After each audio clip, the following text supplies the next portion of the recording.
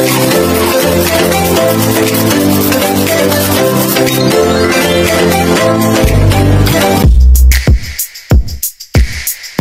pag-uusap natin dun sa salary, so high time po talaga no, na talagang taasan ng sweldo ng ating mga teachers, lalong-lalo na ngayon, Mr. Speaker. Tapos na po yung SSL 5. Sa 2024, nagtatanong ang mga teachers, may salary increase na ba sa 2024? So wala pa po. So yun yung ating ano, dagdag ko na lang, Mr. Speaker, yung tungkol doon sa mga teachers na nagtuturo ng hindi naman nila specialization. Isa rin yun sa mga problema na dapat tingnan.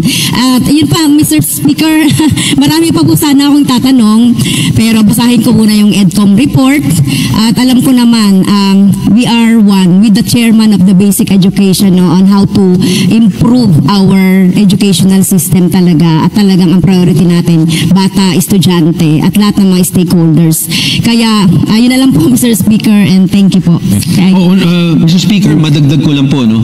Sa totoo po, no, talagang kaisa rin tayo kay Honorable Castro. Matagal natin ang pag-usapan ito sa committee. Gusto natin ma-increase yung salary grade kahit by one salary grade, lahat ng 800 plus thousand teachers natin. And it will take about 50 billion just for the first year.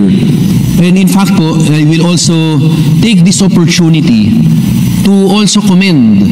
Nandito po yung isa sa mga principal authors ng teacher career progression, yung pag-angat ng salary grade.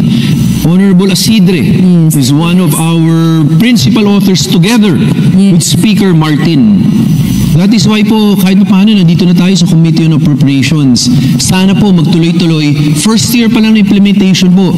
Ganun kalaki yung gusto nating ilaan para sa improvement ng salary grade na to.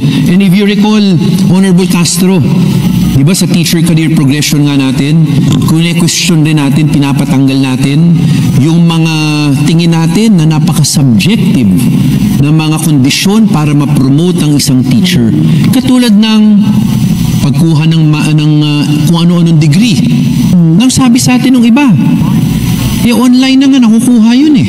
So wala naman direct relation po yun sa talagang kaalaman ng isang guro.